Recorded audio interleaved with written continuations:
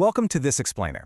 I want you to step away from the noise of the everyday for just a moment and walk with me into the dimly lit, hushed halls of the world's most elite art market. We're about to embark on a highly curated tour, examining that fascinating intersection of sheer artistic genius and truly unimaginable wealth. Because in this rarefied air, paint and canvas transcend their physical forms to become vessels of history, power, and ultimate prestige.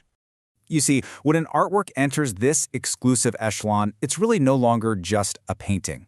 As they say, this masterpiece didn't just break records, it changed art history forever. There's a certain quiet reverence required when we discuss these works, witnessing this awe-inspiring convergence of pure human creativity and, well, almost unfathomable financial power. It forces us to pause and ask a pretty profound question. What actually makes a canvas worth $500 million? Just let the sheer magnitude of that number settle in your mind for a second. Is it the reputation of the artist? Is it some hidden history? Or maybe it's just the fierce obsession of collectors who absolutely must possess it. Let's find out. Part 1, the elite art market. Specifically, we'll be looking at abstract expressionism and pop art. Consider the ledger of these staggering private sales. It's fascinating how these masterworks quietly changed hands for absolute record sums in just a 4-year span. In 2014, Mark Rothko's No. 6 moved for $186 million. And then, the very next year, Willem de Kooning's Interchange commanded an astonishing $300 million. That was followed by Jackson Pollock's No. 17A for $200 million and Roy Lichtenstein's comic-inspired pop art masterpiece for $165 million. These weren't your typical public spectacles. These were silent, monumental shifts of wealth happening strictly behind closed doors. And this brilliantly illustrates the kind of artistic innovation driving those astronomical prices. Take Jackson Pollock's unique drip painting technique showcased in No. 17A. It completely redefined what art could even be.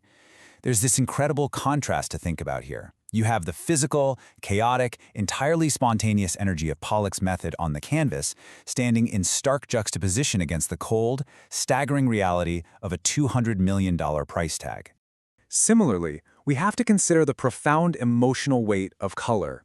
Mark Rothko's iconic color blocking style doesn't rely on traditional subjects at all. Instead, a piece like No. 6, with its brilliant violet, green, and red, draws the viewer into a deeply, deeply emotional experience. It's this pure, atmospheric evocation of feeling that commands a $186 million valuation. The canvas basically becomes a mirror for the soul, and for the world's elite collectors, that reflection is simply priceless. But then, we reach this immense figure, $300 million. Really let the weight of that number sink in. This represents Willem de Kooning's 1955 abstract expressionist masterwork, Interchange. When it changed hands in 2015, it actually became the most expensive private sale in history at that time. It's a true testament to how the explosive, fractured landscapes of the mid-20th century became the absolute ultimate prize for 21st century billionaires. Moving on to Part 2, History, Heritage, and Masterpieces. We're stepping into the vanguard of expression. Think about this striking juxtaposition for a moment. On one side, you have Paul Cézanne's The Card Players, which is a masterpiece defined by its ability to bring quiet, humble scenes of everyday peasant life to the canvas. On the other side, you have the extreme, almost incomprehensible luxury of its 2011 sale. It was purchased by the Qatari royal family for $250 million. The irony there is just beautifully cinematic, isn't it? A painting of humble working men acquired by modern royalty for $250 million. The elite ledger of the art world reads like a roll call of true artistic immortality. Paul Gauguin's Nafea Phi Ipopoi from his Tahitian period, just bursting with bold colors, fetched $210 million. Then there's Pablo Picasso's Les Femmes d'Alger, a vibrant depiction rendered in his totally unique Cubist style, which broke records at $179.4 million. And Amedeo Modigliani's New Couché, a reclining nude that actually shocked viewers in its day, absolutely stunned modern art lovers at Sotheby's by commanding $170.4 million. Each of these sales triggered massive auction drama driven entirely by the sheer force of the artist's historical impact. Yet right alongside the highly public theater of the auction house, there's this shadow world of private sales. That vibrant Tahitian masterpiece by Gauguin we just mentioned, it was actually sold privately to an anonymous buyer back in 2015.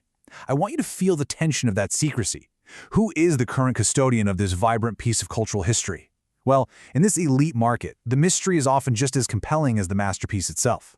Part 3. The legacy behind the price.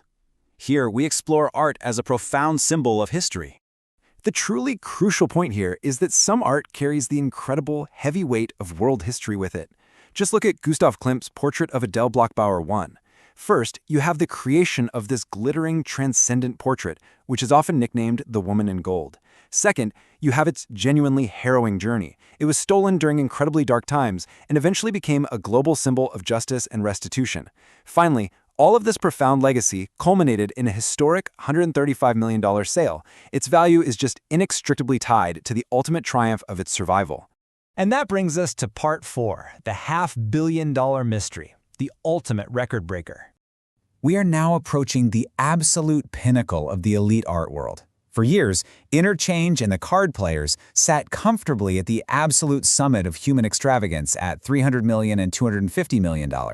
But then, in 2017, at Christie's, Leonardo da Vinci's Salvator Mundi completely shattered the existing boundaries of what was thought possible, soaring to a truly breathtaking $450.3 million. Just to put that into perspective, the gap between first and second place is a staggering $150 million. But what happened around that auction genuinely stunned the entire world. This ultimate $500 million masterpiece still remains cloaked in mystery. Salvator Mundi is attributed to da Vinci, yes, but it is shrouded in ongoing, incredibly fierce debate among historians and scholars. The fact that the single most expensive painting ever sold, this haunting, enigmatic depiction of Christ, carries with it whispers of uncertain origins, well, that only adds to its irresistible, almost mythical allure. As we reflect on these truly astronomical figures, we always have to return to the essence of the canvas. These pieces are so much more than just paintings. They're history, culture, and creativity all rolled into one. The staggering financial numbers we see today are simply the modern world's way of quantifying the otherwise priceless emotional and intellectual legacy of human genius. And so, as our curated explainer tour comes to a close today, I want to leave you with this. Which masterpiece's staggering value and hidden history amazed you the most? Was it the quiet, profound emotion of Rothko, the powerful triumphs of Klimt's Woman in Gold, or maybe the $500 million mystery of da Vinci? The stories behind the canvas are just as endless as human curiosity itself. Keep exploring and never lose your sense of wonder.